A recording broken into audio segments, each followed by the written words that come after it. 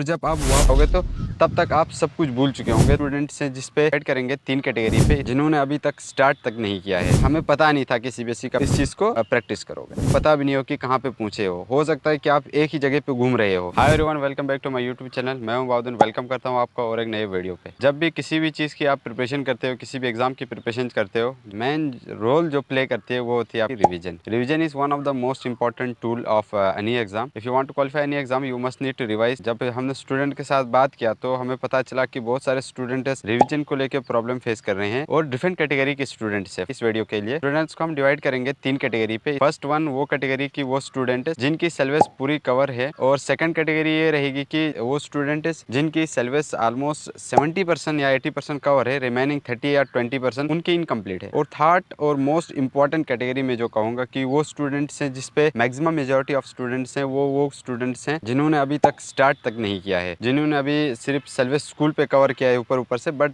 कुछ पता नहीं है कि एग्जैक्टली क्या करना है। आप पाएंगे पहली कैटेगरी पे, पहली कैटेगरी के स्टूडेंट्स वो स्टूडेंट्स जिनकी सिलेबस कवर है, तो आप उनको क्या करना चाहिए। बिकॉज आपके पास जो अभी है वो है 1.5 महीने कि इन 1.5 महीने में कुछ ऐसा क्या किया जाए, किस स्ट्रेटजीज को फॉलो करोगे जिसकी वजह से आपका एक अच्छा आउटपुट आ जाएगा। जिन्होंने अपना सिलेबस पूरा कवर किया है बट अब उनको क्या करना है, उनको रिवाइज करना है। One of the most important, आपको अपने नोट्स को रिवाइज करने हैं, क्वेश्चन बैंक आपको डालना है और उसके बाद आपको पीवाईक्यू सॉल्व करना है। अब जो सेकंड कैटेगरी के वो स्टूडेंट्स हैं जिनकी सिलेबस अभी तक 30% या 40% पोर्शन अभी तक कवर नहीं हुआ है, देखो सबसे पहले आप फोकस करो कि उन चैप्टर्स पे जो आपकी सिलेबस मतलब जो कवर किया है वो तो अच्छी बात है, जो पेंडिंग सिलेबस है उनमें से उस चैप्टर्स को फोकस करो जिस पे जो हाई स्कोरिंग चैप्टर्स है और इजी हैं, उन चैप्टर्स को पहले कवर करने की कोशिश करो। और साथ ही साथ में क्या करना है, रिवीजन आपको कंटिन्यू रखना है। रिवीजन आप किस तरह करोगे, फॉर एग्जाम्पल अभी आपने कोई एक नया चैप्टर स्टार्ट किया है, लेट्स सपोज कि आपने एक चैप्टर, मान लीजिए कि चैप्टर किसी केमिस्ट्री, बायो या मैथ का कोई चैप्टर को आपने अभी रिसेंटली पढ़ा है, बट आप उसकी रिवीजन किस तरह करोगे, जब नेक्स्ट दिन या कुछ दिनों के बाद जब वो चैप्टर एक बार कंप्लीट होगा, जब नेक्स्ट चैप्टर पे आप शिफ्ट हो रहे होंगे, जो पेंडिंग सिलेबस का नेक्स्ट चैप्टर है वहाँ पे जब शिफ्ट हो रहे होंगे, उस टाइम पे उस चैप्टर को स्टार्ट करने से पहले 1 घंटा या आधा घंटा पहले आप क्या करोगे, उस चीज को रिवाइज करोगे। अब उससे होगा क्या, इफ यू स्टार्ट के लाइक दैट कि अगर आपने आज पहला चैप्टर खत्म कर दिया, कल दूसरा, तीसरा, अगर उस तरह जाओगे तो जब एट द एंड वो 20% या 30% जो सिलेबस पेंडिंग है आपकी वो कवर करोगे, और जब आप वापस रिवाइज करने आओगे तो तब तक आप सब कुछ भूल चुके होंगे। तो आपको बिगिनिंग से स्टार्ट करना पड़ेगा। उस चीज से बचने के लिए आप क्या करोगे, आज अगर एक चैप्टर खत्म किया तो अगले दिन स्टार्ट करने से पहले 1 घंटा या आधा घंटा बैठ के उस चैप्टर को पहले रिवाइज करना है। और सेकंड चीज क्वेश्चन बैंक। आफ्टर दैट जब एक बार क्वेश्चन बैंक आप सॉल्व करते हो तो उसके बाद आपको पीवाईक्यू सॉल्व करना है। And when it comes to third category students, आपके पास ऑलमोस्ट फरवरी 15 या 10 से आपका एग्जाम है, 10 या 15 के करीब आपका एग्जाम है, तो 1.5 महीने आपके पास, 1.5 मंथ आपके पास है। तो आप क्या कर सकते हो, आप ये भी नहीं कि आप डीप जाके पढ़ोगे, तो वो इम्पॉसिबल नहीं है, बट 10 टू इम्पॉसिबल मैं कह सकता हूँ कि। तो आप क्या करोगे, सबसे पहले अपनी सिलेबस को देखो और उसके बाद जो स्कोरिंग चैप्टर्स है, सबसे पहले जो हाई स्कोरिंग, जैसे कि एक चैप्टर है 16 मार्क का है, दूसरे कुछ चैप्टर्स ऐसे जो 10 मार्क्स के क्वेश्चन वहां से आ रहे हैं, मतलब वेटेज उनका 10 मार्क्स का है, 16 मार्क्स, इसी तरीके से 7, 8 उन चैप्टर्स को टारगेट करो और उन चैप्टर्स को पढ़ो, और वन शॉट से अगर आप जाओगे तो इजीली आप कवर भी कर पाओगे। तो एटलीस्ट इतना कवर कर पाओगे कि वहां पे क्वेश्चन आप कुछ ना कुछ लिख के आ पाओगे उस क्वेश्चन के रिलेटेड। आप इन डेप्थ अगर जाने की कोशिश करोगे तो हाँ वो बहुत अच्छी बात है, इन डेप्थ जा सकते थे, बट टाइम कम होने की वजह से आपका सिलेबस उतना कवर नहीं होगा इन डेप्थ। इसलिए वन शॉट को फॉलो करते हुए भी जाओगे तो एग्जाम के लायक आपका प्रिपरेशन हो जाएगी। आप आने वाले एंट्रेंस के लिए आपको बाद में जब एग्जाम के बाद छुट्टियां रहेंगी उसके लिए अलग से प्रिपेयर आपको करना पड़ेगा, जो कुछ टॉपिक जो बचते हैं। आफ्टर दैट आपको क्या करना होगा, सबसे पहले टारगेटेड चैप्टर्स, उसके बाद उनको जब रिवाइज करोगे, अब रिवीजन आप किस तरह करोगे। फॉर एग्जाम्पल आज आपने वन शॉट से 1 या 2 दिन के अंदर एक चैप्टर आपने कवर कर दिया, अगले दिन बैठने से पहले उसको साथ साथ में रिवीजन लाइक दैट कि उसके बाद आप लोगों को भी क्वेश्चन बैंक पे शिफ्ट होना है। बहुत सारे क्वेश्चन बैंक्स अवेलेबल रहते हैं, चाहे वो फर्स्ट कैटेगरी हो, चाहे वो सेकंड कैटेगरी हो, चाहे वो थर्ड कैटेगरी हो। तीनों कैटेगरी के लिए बहुत सारे क्वेश्चन बैंक्स ऑलरेडी अवेलेबल हैं मार्केट के अंदर। एसचान के आते हैं, आर्यन के आते हैं, और सारे भी बहुत सारे क्वेश्चन बैंक्स होते हैं। एक्चुअली इन क्वेश्चन बैंक्स में होता क्या है, आपके बहुत सारे पीवाईक्यूज जो होते हैं, जो प्रीवियस ईयर 2014, 2015, 2002, 2000 मतलब last previous year 5 year, 10 years, 45 years, जिसके भी आप लिख सकते हो। तो उस पर होगा ये कि वहां से आपको पता चलेगा कि कौन से क्वेश्चन है, कौन से ऐसे कंसेप्ट हैं जो बार बार रिपीट हो रहे हैं, और कौन से ऐसे फॉर्मूलास हैं जिसके ऊपर डायरेक्ट बार बार क्वेश्चन पूछा जा रहा है, कौन सा ऐसा थ्योरम कुछ भी है, कौन से ऐसे डिफिनेशन है जो पूछा जा रहा है। जो चीजें रिपीट हो रहे हैं वहां से आपको आइडिया मिलेगा।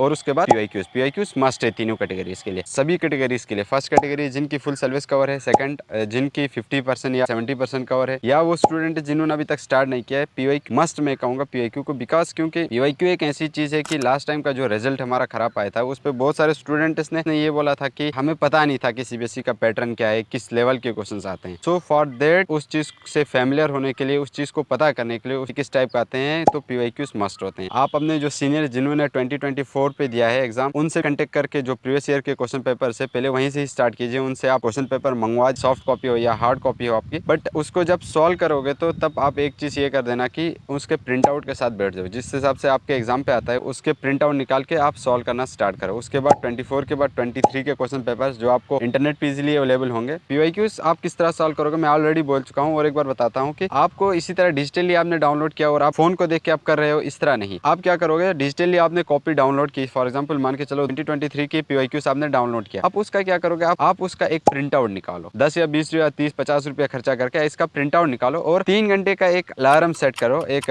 टाइमर लगा दो 3 घंटे का, और उसी 3 घंटे के अंदर कोशिश करो कि इस पूरे क्वेश्चन पेपर को सॉल्व करो और अटेम्प्ट करो। उससे दो चीजें होंगे, फर्स्ट ऑफ ऑल आपको आइडिया लगे कि आपकी प्रिपरेशन के लेवल कहाँ पे हो, किस लेवल तक आप क्वेश्चंस कर पा रहे हो, सीबीएसई के क्या लेवल को आप टैकल कर पा रहे हो कि नहीं, जो क्वेश्चंस वो पूछ रहे हैं। सेकंड वन, टाइम मैनेजमेंट आप सीखोगे कि 3 घंटे के अंदर क्या आपसे पेपर अटेम्प्ट हो रहा है कि नहीं। One of the most factor बहुत सारे स्टूडेंट्स का ये भी रहता है कि उनको आता सब कुछ है but they are not able to attempt all question during exam, वो अटेम्प्ट कर नहीं पाते हैं। तो वो एक फैक्टर इसीलिए रहता है कि वो प्रैक्टिस के टाइम पे रैंडमली अगर बैठोगे 4 घंटे 5 घंटे लगा के आप सॉल्व कर रहे हो, आपको अंदर से एक फील आएगी कि भाई I am able to solve the question paper, but होगा क्या, वहां पे आप 3 घंटे के अंदर नहीं कर पाओगे, तो एट द एंड आपको क्या बोलेगा, वहां से आउटपुट नहीं मिलेगा। और कि वहां से अच्छा एक आउटपुट निकालने के लिए आप 3 घंटे का टाइमर और 3 घंटे के साथ ही क्या करोगे, इस चीज को प्रैक्टिस करोगे। जब पीवाईक्यूज करेंगे तब आपको एक आइडिया होगा कि एक एग्जाम लेवल के क्वेश्चन आप जब सॉल्व करोगे तब आपको आइडिया होगा कि आपकी लेवल कहाँ पे। और एक जो मोस्ट इंपॉर्टेंट क्वेश्चन होता है कि स्टूडेंट्स पूछते हैं अक्सर, चाहे सेशंस हो, रिसेंटली हमने सेशन लिया था अलमदार वे मिशन के अंदर, तो उस पर भी बहुत सारा जो एक क्वेश्चन बार बार आए कि रिवीजन कैसे करें। और जब हमने स्टूडेंट से एंटर किया तो वो भी बार बार यही पूछते हैं कि रिवीजन कैसे करें, वो समझ नहीं आ रहा। तो रिवीजन किस तरह करोगे, सबसे पहले create a list of all chapter जिनको आपने कवर किया है, आपकी सिलेबस पूरे चैप्टर्स की कवर है या जितने चैप्टर्स आपने पढ़े हैं उनकी एक लिस्ट बना दो, एक नोटबुक पे अलग से लिखो। आपको लगेगा कि नोटबुक पे लिखना वेस्ट ऑफ टाइम होगा, बट 5 या 10 मिनट वेस्ट हो जाएंगे, वो आने वाले पूरे मंथ को, पूरे वीक को आपका सेव कर सकता है। सो एक लिस्ट बनाओगे, उसके बाद क्या करोगे, फॉर एग्जाम्पल रात को सोने से पहले प्लान करके सोए कि सुबह मैं उठूंगा, फिजिक्स का ये चैप्टर रिवाइज, केमिस्ट्री का ये चैप्टर रिवाइज, बायो का ये, मैथ का ये चैप्टर मैं रिवीजन कर दूंगा। बट जब आप अगले दिन बैठोगे आप रिवाइज करोगे, रिवाइज करने के बाद अगर आपकी रिवीजन कंप्लीट होती है तो उस चीज को क्या करोगे, आप एक हाईलाइटर से हाईलाइट करना। हाईलाइटर से हाईलाइट करने के बाद होगा क्या, हाईलाइटर से हाईलाइट करने से आप एक हिसाब से ट्रैक कर पाओगे कि आपके कितने चैप्टर रिवाइज हुए हैं, कितने चैप्टर पेंडिंग हो। तो मैक्सिमम स्टूडेंट्स की प्रॉब्लम यही हो कि वो ट्रैक नहीं कर पा रहे, वो पढ़ रहे हैं 2 महीने 3 महीने से पढ़ रहे हैं बट वो ट्रैक नहीं कर पा रहे हैं। रैंडमली पढ़ना इस लाइक दैट कि आप जा रहे